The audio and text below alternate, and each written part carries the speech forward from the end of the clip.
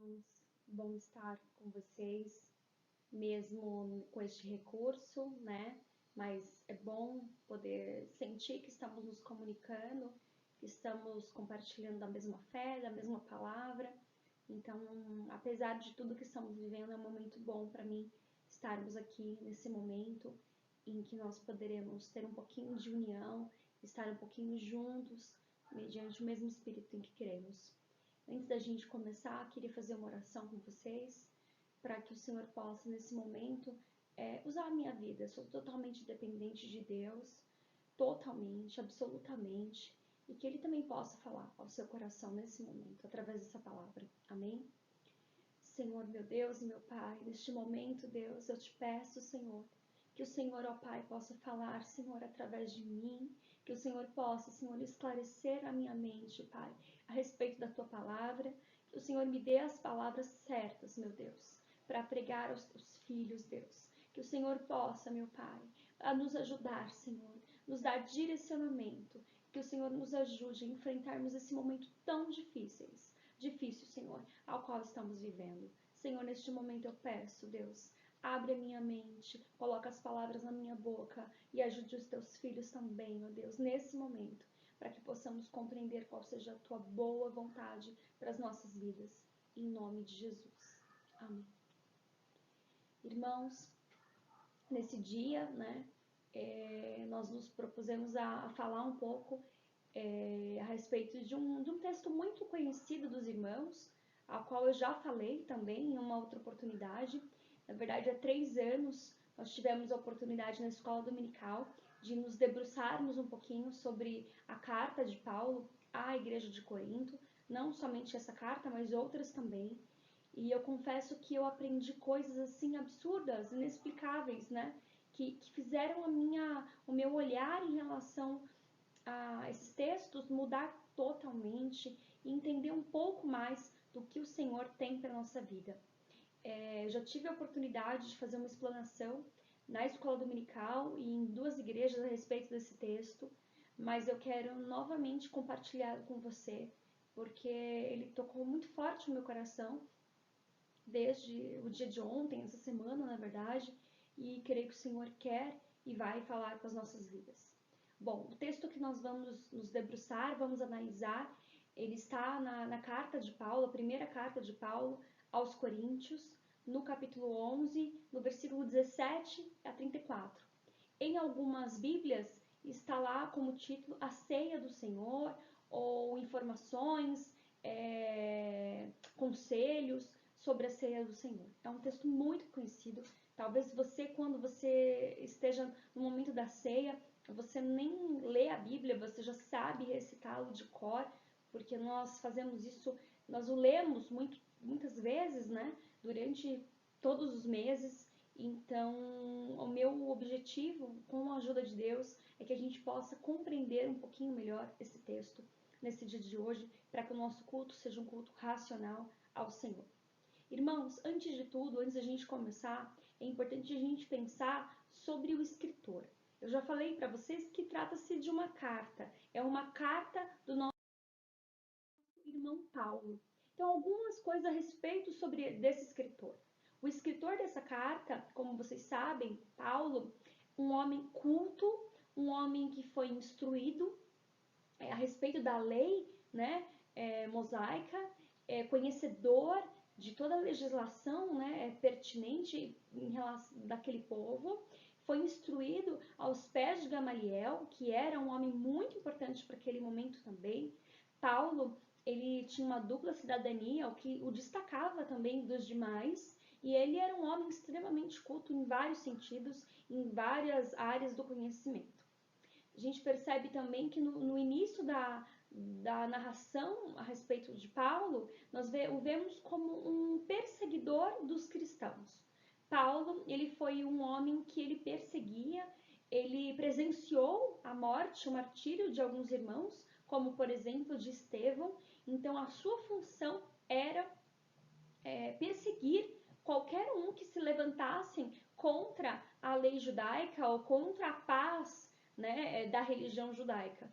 E ele entendia que aquela nova seita seita dos nazarenos, como é descrito na Bíblia, poderia trazer uma perturbação, uma desordem em relação à sua religião. Então ele vai ser um perseguidor, mas a gente entende que na verdade o zelo dele em relação ao que ele entendia como correto era tão grande que ele chegava ao ponto de aceitar tirar a vida de outros por causa desse zelo, por causa desse amor, dessa dedicação a tudo que ele aprendeu e a tudo que ele vivia. Depois da sua conversão, Paulo vai ser uma figura muito influente na igreja. A gente vê Paulo como o maior missionário, o maior pregador, né?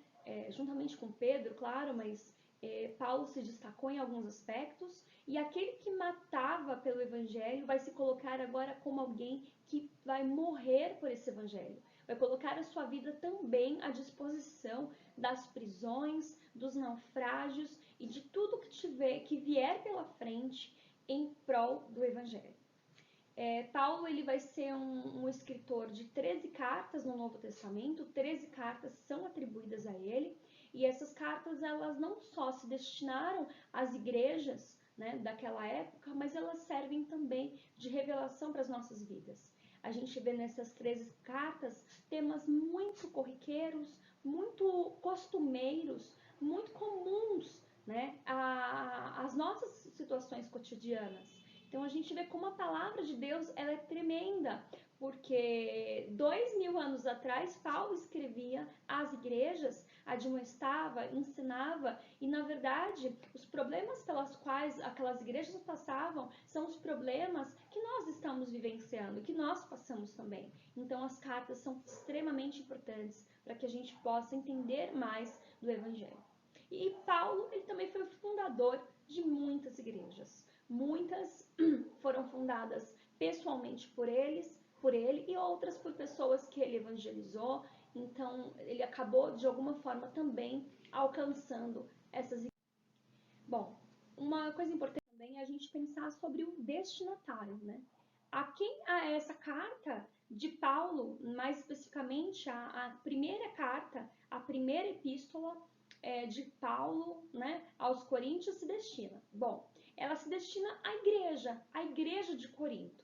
Essa igreja ela foi fundada por Paulo em sua segunda viagem missionária. Eu coloco aí mais ou menos entre os anos de 52, né, mais ou menos depois de Cristo. E ela foi fundada pelo próprio Paulo. Paulo passa 1 ano e 6 meses lá pregando a palavra do Senhor, e nós vamos ver então agora ele escrevendo uma carta a essa igreja que ele evangelizou, que ele, né, ajudou a firmar os primeiros passos, e que ele agora vai escrever para essa igreja, porque a igreja inicia, mas os problemas são muitos. Muitas coisas acontecem na igreja de Corinto, então é preciso que alguém ajude, é preciso que alguém esteja instruindo aqueles irmãos para que eles possam continuar firmes na fé que foi aceita por eles, né, de forma convicta. E a primeira carta de Paulo à igreja dos Coríntios, ela é, na verdade, uma resposta a 2 cartas anteriores, provavelmente foram 2 cartas, que aquela igreja escreveu a ele. Nós temos indicação disso a respeito a partir de um versículo que está em 1 Coríntios 1:11, que diz assim: a respeito de vós, irmãos meus, me foi comunicado pelos da família de Cloé que há contenda entre vós. Dá-nos a impressão de que Cloé, sendo uma irmã, uma senhora da igreja de Corinto, ela e sua família, elas escrevem a Paulo para falar que ali estava tendo alguns problemas. A igreja continuava, mas que havia algumas contendas entre aqueles irmãos. E ela pede ali auxílio, né, socorro a Paulo, já que ele tinha sido fundador daquela igreja. A igreja de Corinto, ela é descrita, ela é revelada como uma igreja com muitos problemas. A gente até fica meio consolado. Quando você lê a primeira carta aos Coríntios, você fala, meu Deus, ainda nós temos jeito como igreja. Porque era uma igreja, mas era uma igreja com muitos problemas. E às vezes a gente olha para a nossa igreja, para a nossa denominação, né, seja ela qual for, e a gente fala, meu Deus, quantos problemas, quantas coisas estamos vivenciando. E já dizia um sábio que o problema da igreja é porque tem pessoas dentro. Na verdade, nós é que somos imperfeitos, nós é que somos falhos. Enquanto a igreja ela viver nessa terra, ela vai ser um organismo falho, porque ela é cheia de pessoas, né? Pessoas falhas, pessoas que estão tentando acertar, mas que vivenciam muitos momentos difíceis. Bom, alguns problemas que a igreja de Corinto enfrentava. A igreja de Corinto ela era influenciada pela imoralidade sexual. Naquela região havia o templo de Afrodite e de Apolo, e muitas pessoas cultuavam esses deuses.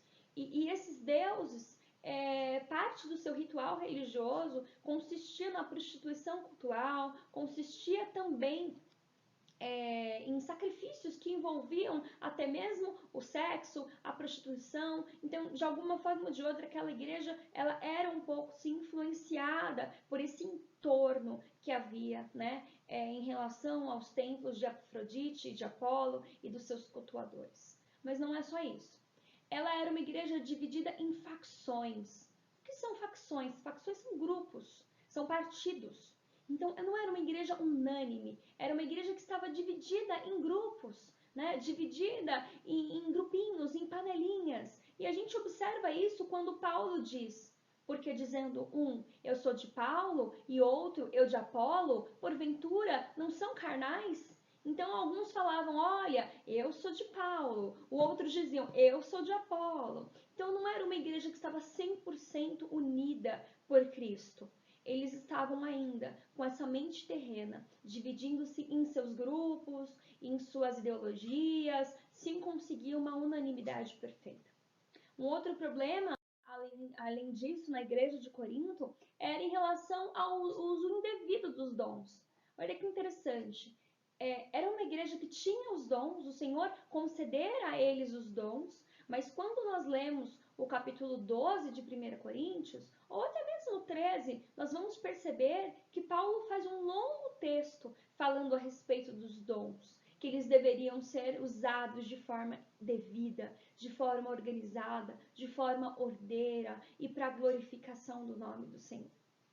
Além disso, a gente vê uma igreja que tem um certo orgulho, uma falta de amor genuíno. Em 1 Coríntios 13:1 diz assim: ainda que eu fale as línguas dos homens e dos anjos, se não tiver amor, serei como o sino que ressoa ou como o prato que retine. Isso está em 1 Coríntios 13:1. Veja, Paulo estava dizendo para eles, irmãos, vocês podem sim, né, ter os dons, parabéns, mas se vocês não tiverem amor, se vocês não considerarem o próximo, vocês vão ser como objetos vãos, como instrumentos musicais que não dão a nota certa. Então há um aconselhamento de Paulo em relação ao amor genuíno por Deus e também pelo seu próximo. Apesar disso tudo, irmãos, nós ainda vemos que era uma igreja verdadeira.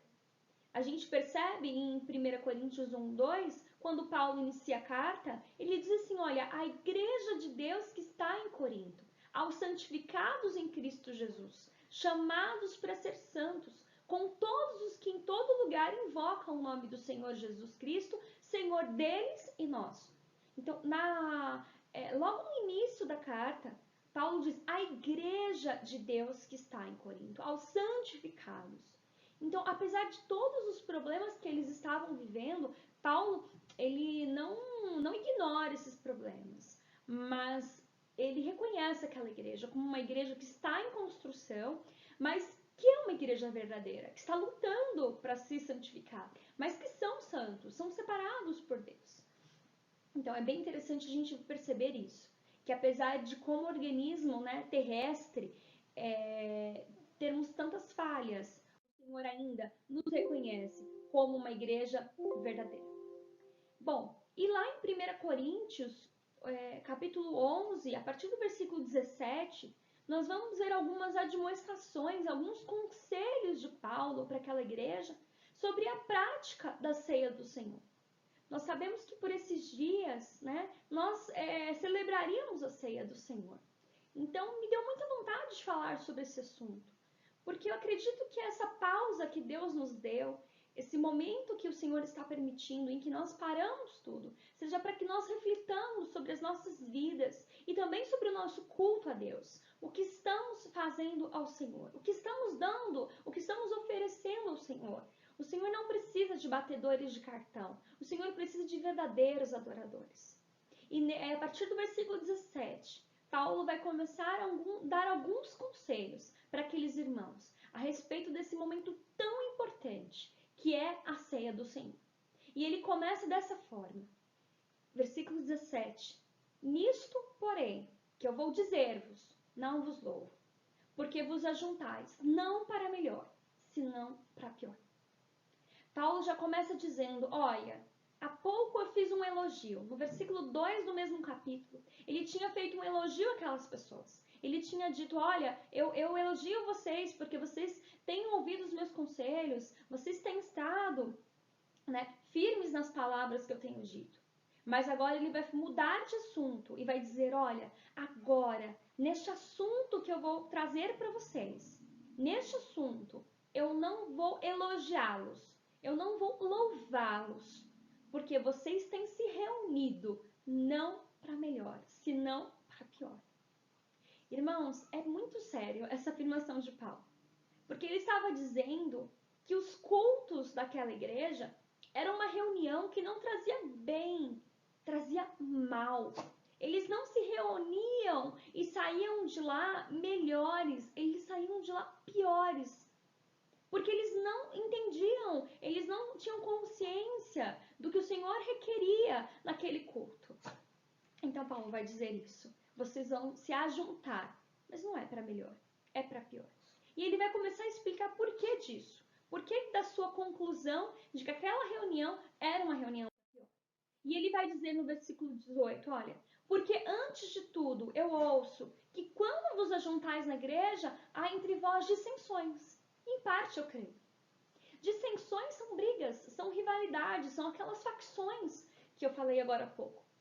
Aqueles irmãos, eles se reuniam, eles cumpriam o rito, da reunião, o culto, mas eles faziam isso e havia as discordâncias, havia as briguinhas, havia as panelinhas, havia as pessoas deixadas de lado. Haviam os tumultos, as confusões infundadas, as ideologias diferentes que acabavam trazendo barreiras para aqueles irmãos. E Paulo está dizendo, olha, vocês estão se reunindo, mas é para pior, porque não há uma unidade, não há uma unificação entre vocês. Porque vocês têm deixado crescer barreira no meio de vocês. Então essa reunião, ela tem sido para pior. E ele vai continuar no versículo 19 dizendo, e até importa que haja heresia entre vós, para que os que são sinceros se manifestem entre vocês. Então ele diz, olha, muitas vezes o Senhor ele até permite as dissensões para que aqueles que são realmente fiéis se manifestem. Se a gente perceber, houve momentos que o Senhor permitiu algumas divisões. Como assim? Paulo foi para um lado, Pedro foi para outro. A gente vê que há um certo momento da igreja que há um cisma que desenvolve a igreja católica e a igreja protestante, cada um vai para um lado. Dentro da igreja protestante, há as diversas denominações. Então, é isso que Paulo está falando. Até que importa que haja, em alguns momentos, esse tipo de divisões para que aqueles que são fiéis se manifestem. Mas aquela divisão, ela estava trazendo a piora do corpo de Cristo. Ela não era uma divisão para o bem, ela não era uma divisão para o progresso da igreja. Ela trazia a ruína da igreja, ela trazia o mal, o pior para aquela igreja. E no versículo 20 ele vai dizer, olha, de sorte que vos ajuntais num lugar, não é para comer a ceia do Senhor. Irmãos, eles não tinham consciência do que era aquele momento tão sagrado, tão sublime, que muitas vezes nós também não entendemos e nós não valorizamos, que era a ceia do Senhor. Então Paulo vai dizer, olha, de sorte que vocês estão se ajuntando, então vocês estão se ajuntando, mas não é para comer a ceia do Senhor. Ele vai explicar um pouquinho melhor no versículo 21. Porque comendo, cada um toma antecipadamente a sua própria ceia, e assim um tem fome e o outro embriaga-se. Eles faziam daquela reunião espiritual uma reunião carnal. Eles faziam daquele momento, que deveria ser um momento sagrado, sublime, de comunhão com Deus e comunhão com os irmãos, um momento qualquer, um momento vil. Por quê, irmãos? Alguns historiadores, e a Bíblia também vai ter versículos que nos levam a entender isso, diziam que havia uma festa na igreja primitiva, era comum uma festa dominical, em que cada irmão, cada família levava um pratinho e eles ali faziam um momento de alimentação em conjunto. Cada um levava o que tinha, o que possuía, e eles comiam juntos. E depois eles celebravam a ceia do Senhor. Mas na igreja primitiva, provavelmente não era isso que estava acontecendo. Paulo vai dizer no versículo 21, porque comendo, cada um toma antecipadamente a sua própria ceia, assim um tem fome e outro embriaga-se. Os irmãos da igreja de Corinto, os irmãos ricos da igreja de Corinto, eles estavam levando o seu pratinho, mas eles ficavam nos seus grupinhos, na sua facção, e eles ali comiam, se embriagavam, se embebedavam, se empaturravam, praticavam a glutonaria, enquanto outros irmãos, enquanto outras famílias passavam fome. Então, eles ficavam se banqueteando, eles faziam com que aquele momento de comunhão perdesse totalmente o valor. Eles ficavam banqueteando, satisfazendo as suas necessidades físicas. E é mais do que isso, porque eles chegavam, como diz o versículo, né, a embriagar-se, a ir além do que eles precisavam, enquanto outros irmãos ficavam ali e passavam fome. E o Senhor estava reprovando aquilo. O Senhor estava reprovando aquela medida. O Senhor estava reprovando aquela prática. Há alguns versículos na Bíblia que vão fazer menção sobre essa festa ágape ou essa festa do amor. Lá em Judas 1, versículo 12, vai dizer, olha, estes são manchas em vossas festas de amor, banqueteando-se convosco, apacentando a si mesmo sem temor, são nuvens sem água, levadas pelos ventos de uma parte para outra. São como árvores murchas, infrutíferas, 2 vezes mortas, desarraigadas. Veja, o escritor vai dizer, olha, estes são manchas em vossas festas de amor. Um outro texto também vai falar sobre isso, lá em 2 Pedro 2,13, que vai dizer, estes receberão retribuição pela injustiça que causaram. Consideram prazer entregar-se à devassidão em plena luz do dia. São nódoas e manchas, regalando-se em seus prazeres, quando participam da festa de vocês. Essa festa do amor, que provavelmente acontecia aos domingos, que era para ser um momento de alegria, de comunhão, ela virou uma mancha, ela virou uma nódoa, porque aquela igreja estava dividida, porque aquela igreja estava repartida. Ela não era uma igreja única. As pessoas, elas se uniam pelos seus interesses, as pessoas se uniam pelo que o outro podia trazer-lhes de proveito, mas não pela união que o sangue de Jesus traz. Nós nos tornamos irmãos, filhos de um mesmo Pai, independente do que temos, do que somos, dos títulos que temos ou do dinheiro que temos. Mas aquela igreja, ela estava envolvida em outros costumes, em outras ideias, em outros tipos de vínculos. E o Senhor estava desaprovando aquela prática. No versículo 22, Paulo vai dizer a eles, não tendes porventura casas para comer ou para beber? O que Paulo está querendo dizer é, olha, irmãos, para satisfazerem as suas carnes, para satisfazerem a fome de vocês, vocês não têm casa? A casa de vocês é para isso, não a casa de Deus. E ele vai fazer uma outra pergunta, ou desprezais a igreja de Deus e envergonhais os que nada têm? O apóstolo faz uma pergunta muito séria e ela ecoa no meu coração também. Ou desprezais a igreja de Deus? Eu acredito que Deus via aquele ato como um desprezo à sua casa, porque eles estavam ali saciando as suas próprias vontades, os seus próprios desejos, se empaturrando e desprezando a casa do Senhor. E mais do que desprezar a casa do Senhor, eles estavam desprezando o próprio Deus, a própria imagem de Deus. Eles estavam desprezando o corpo de Deus, o corpo de Cristo, os filhos de Deus que ali estavam. E Paulo vai continuar.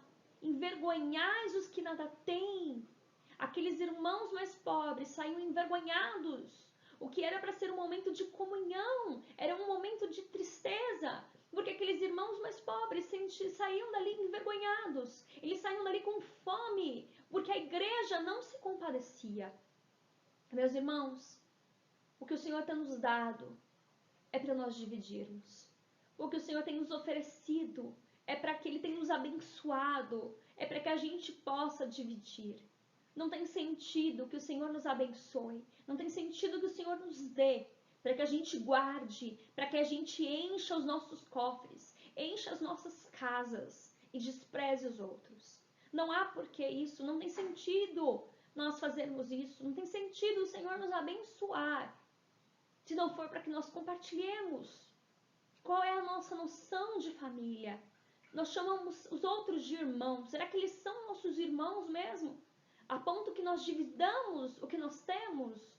Porque esse era o pecado na igreja de Corinto. O não se preocupar com o próximo. E Paulo vai perguntar, louvar-vos-ei? Nessa atitude insana, eu vou louvar vocês? Eu vou elogiar vocês? Ele vai dizer, não, nisto eu não vos louvo. Não tem como eu elogiá-los nesse quesito. Porque eu recebi do Senhor o que também vos ensinei. O que o Senhor Jesus, na noite em que foi traído, tomou o pão. E tendo dado graças, o partiu e disse, tomai, comei. Isto é o meu corpo que é partido por vós. Fazei isto em memória de mim. Irmãos, como o nosso Deus é lindo. Como o nosso Deus é tremendo. O que o Senhor pedia, o que Paulo pedia para aqueles irmãos, é que eles tivessem comunhão, é que eles tivessem amor, que todos os mandamentos foram resumidos em 2, ama teu Deus e ama o teu próximo. E o nosso maior exemplo foi o próprio Jesus. Olha o que diz o versículo 23. Porque o Senhor Jesus, na noite em que foi traído, nosso Jesus, na noite em que foi traído, ele sabia que ele seria traído. Ele sabia que o traidor estava sentado à mesa. Ele sabia que Pedro negaria. Ele sabia que muitos ali virariam as costas, que ele ficaria sozinho. Mas, independente disso, ele teve um ato de comunhão, de partilha. Ele tomou o pão, ele tomou o cálice e ele dividiu. Ele teve consideração, ele teve comunhão. E o que o Senhor pede ali por intermédio de Paulo é que ele faça a mesma coisa nesse momento. Que eles façam a mesma coisa. Que eles dividam aquilo que eles têm. Que eles façam ali um ato de comunhão e que eles tirem as facções que há naquele meio. No versículo 25, Paulo vai continuar dizendo, olha, semelhantemente, depois de cear, tomou o cálice, dizendo, este cálice é o novo testamento no meu sangue. Fazei isto todas as vezes que beberdes em memória de mim. Irmãos, a palavra-chave aí é a palavra memória. É a ceia do Senhor, a qual em breve, em nome de Jesus, nós faremos todos juntos. Ela é um momento de comunhão com o Senhor. Ela é um momento de comunhão com os nossos irmãos. E ela é para ser feita em memória. O que esse versículo ele nos leva a pensar é que esse momento de ceia, ele é uma lembrança, ele é uma memória do que passou. Ele é uma memória do sacrifício de Jesus na cruz. Às vezes, nós cristãos nos comportamos como se não conhecêssemos o sacrifício de Jesus. Ou pelo menos não valorizássemos o sacrifício de Jesus. Tudo fica parecendo uma história da carochinha, em que nós nos perdemos em tantas histórias que ouvimos, e parece que não tem tanto significado. Mas o que o Senhor nos convida a rememorar por meio deste versículo é o sacrifício do Filho dele na cruz.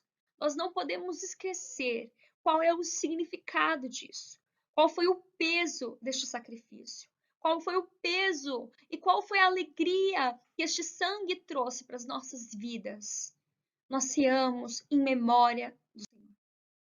No versículo 26, ele vai dizer assim, olha, porque todas as vezes que comerdes este pão e beberdes este cálice, anunciais a morte do Senhor até que venha. O versículo 26, ele nos faz um outro movimento na nossa vida. O versículo anterior, ele falava assim, olha, em memória de mim. Quando ceamos, nos voltamos ao passado, ao sacrifício de Jesus. Mas a igreja, ela não pode também perder a perspectiva do futuro, até que venha. Irmãos, mesmo que muitas vezes a nossa fé esteja desfalecida, a igreja, ela precisa ter uma esperança, que o Senhor vai voltar. Isso é certo. Foi Ele que disse que o Senhor vai voltar. E nós vivemos muitas vezes nessa terra achando que tudo é aqui e que a vida é aqui e sofremos por perdermos coisas aqui. Estamos atemorizados com essa nova doença porque temos medo de perder as coisas desta terra. Quando na verdade o nosso tesouro não está aqui. O nosso tempo aqui é muito limitado, é muito breve. O nosso tempo é eterno. O Senhor vem e vem para nos buscar. Como estamos diante do nosso Deus? Como nos encontramos? O que teremos para entregar diante do Senhor? Como está a nossa conduta? Porque até que Ele venha, os nossos cultos, os nossos ritos, os nossos louvores, os nossos congressos, eles são por um tempo pequeno. Porque nós vamos passar por uma outra fase, que é depois com Cristo em glória. Isso que diz a palavra do Senhor. É ela que nos afirma e reafirma sobre isso. O versículo 27 vai dizer assim, olha, portanto, qualquer que comer este pão ou beber o cálice do Senhor indignamente será culpado do corpo e do sangue do Senhor. Eu gosto muito de uma frase de Calvino que diz, a ideia é a seguinte, que a única forma de nós sermos dignos de participar da mesa do Senhor é tendo consciência da nossa indignidade. Irmãos, nada do que nós fizéssemos, nada do que nós fizermos nos tornará dignos de nos sentarmos à mesa do Senhor. Nada, nada. Porque as nossas justiças são como trapos de imundícia perante o Senhor. Nada que nós fizermos nos dará esse direito. É claro, irmãos, eu não estou dizendo para que você leve uma vida qualquer, uma vida profana, uma vida de maneira. Não, de forma alguma, não estou dizendo isso. O que eu estou dizendo é, leve uma vida correta, leve uma vida digna, leve uma vida santa, leve uma vida separada, mas tenha consciência da sua indignidade. Não ache que porque você ora, porque você canta, porque você prega, porque você tem algum dom, que você é digno de estar diante do Senhor. A única forma de nós sermos um pouquinho mais dignos é termos consciência da nossa total indignidade. Consciência de quem somos. Às vezes a gente se ilude achando que somos mais do que somos, não somos. Somos pequenos demais, somos pobres demais, somos imperfeitos demais. Mas Paulo adverte: qualquer que comer este pão ou beber o cálice do Senhor indignamente será culpado. Ou nós somos beneficiários do sangue do Senhor, ou nós somos como Caifás, como Pilatos e como tantos outros, réus do sangue do Senhor. Irmãos, nós somos, em nome de Jesus, beneficiários desse sangue. Nós fomos beneficiados por este sangue. Porque o sangue do Senhor, ele nos lava, ele nos limpa, ele nos purifica. E o que o Senhor pede é para que nós tenhamos uma vida digna, uma vida correta, mas que nós tenhamos também consciência da nossa indignidade. Até o Senhor Jesus viveu uma vida humilde, viveu uma vida simples aqui nessa terra. Que nós tenhamos consciência de que tudo que somos, tudo que temos, tudo que haveremos de ser, é por causa do Senhor, é por causa dele. e não porque merecemos. Versículo 28, o nosso movimento reflexivo, ele é interno.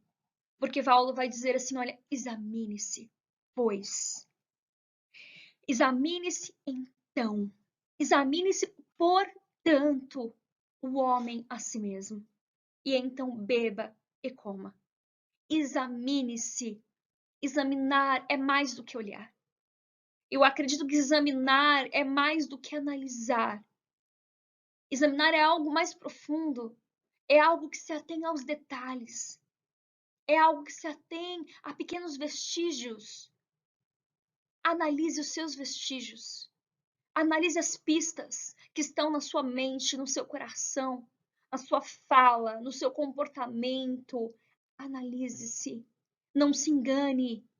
Não se engane achando que já está bom, que já está correto, que já está bem, que para o Senhor está bom. Examine-se. Esse verbo ele está no imperativo porque ele é uma ordem. Não é uma opção que podemos fazer. Não é algo que dá para escolher se queremos ou não. Um cristão correto, um cristão devido, ele precisa fazer uma autoanálise todos os dias. Ele precisa perguntar a Deus e a si mesmo, Senhor, como estou? O que o Senhor quer que eu faça? Ouça as vozes que estão ao seu redor também. Muitas vezes nós ignoramos as pessoas que estão ao nosso lado, os nossos filhos, os nossos cônjuges, os nossos pais. E muitas vezes eles têm apontado coisas que nós precisamos melhorar. Não esperemos que venha alguém de fora. Se o seu filho tem dito, se a sua esposa tem dito, se a sua mãe tem dito algo, olhe para você. Olhe para os seus erros. O Senhor nos convida a nos examinarmos. Talvez esse tempo de quarentena que nós estamos vivendo seja um tempo de exame. Examine a sua alma. O que tem te afastado de Deus? O que tem impedido que você seja melhor para o Senhor? O que tem impedido uma comunhão perfeita com o Senhor? Talvez você diga, não, Giovana, eu participo todos os meses da ceia do Senhor, eu vou a todos os cultos. Mas eu sempre digo uma frase que estar perto não é estar junto. Talvez você esteja perto de Deus, mas você não esteja com Deus. Talvez você esteja ocupando só uma cadeira próxima a Ele, num banco de um shopping, numa praça de uma alimentação, mas não estando junto realmente, não partilhando dos sonhos e visões que o nosso Deus tem pra gente. Não esteja perto de Deus, esteja junto a Ele. Versículo 29, para estar terminando, diz assim: porque o que come e bebe indignamente, come e bebe para sua própria condenação, não discernindo o corpo do Senhor. O corpo do Senhor, meus irmãos, houve o corpo físico do Senhor, que foi aniquilado, que foi crucificado. Mas há um outro corpo, um corpo místico do Senhor, que é a igreja de Deus, que somos nós. Paulo diz que aqueles que fazem isso, aqueles que agem loucamente, eles não estão discernindo o corpo do Senhor, eles não estão entendendo o valor da igreja de Deus. Eles não estão entendendo que a igreja é o corpo do Senhor e que ela precisa ser valorizada, que ela precisa ser honrada e que ela precisa ser amada. E eu não estou dizendo aqui, irmãos, somente das portas, das paredes, mas o Senhor está preocupado com as pessoas, com os dedinhos, com as orelhas, com os narizes, com cada parte da igreja do Senhor.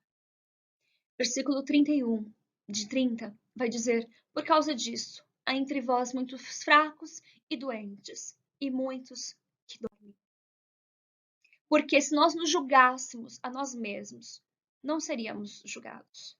Mas quando somos julgados, somos repreendidos pelo Senhor, para não sermos condenados com o mundo.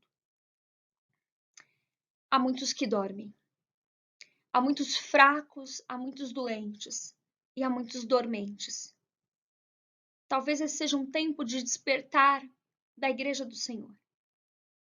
Eu fiquei me perguntando esses dias por que será que o Senhor ele permitiu que as igrejas fechassem? Será que o nosso louvor, será que a nossa adoração estava agradando realmente o nosso Deus? porque o Senhor permitiu que o nosso louvor em conjunto parasse. Será que a nossa adoração era sincera? Será que a nossa comunhão era perfeita? Ou estávamos dormindo? Paulo finaliza essa parte dizendo: olha, somos julgados, somos repreendidos para não sermos condenados. Boa é a repreensão do Pai. Bom é o conselho do Pai, porque ele vem e dói a princípio, mas ele traz alegria posterior. Ele traz paz posterior, ele traz frutos posteriores. Que o Senhor possa, irmãos, nessa noite, fazer frutificar essa palavra na sua vida, na minha vida. Uma palavra de despertar no sentido de como está sendo o nosso culto a Deus. Como está sendo a comunhão com os meus irmãos. Mais que ritos, o Senhor busca por verdadeiros adoradores. E eu espero que Ele encontre em mim e em você o que Ele procura. Amém? Fique na paz, fique com essa palavra.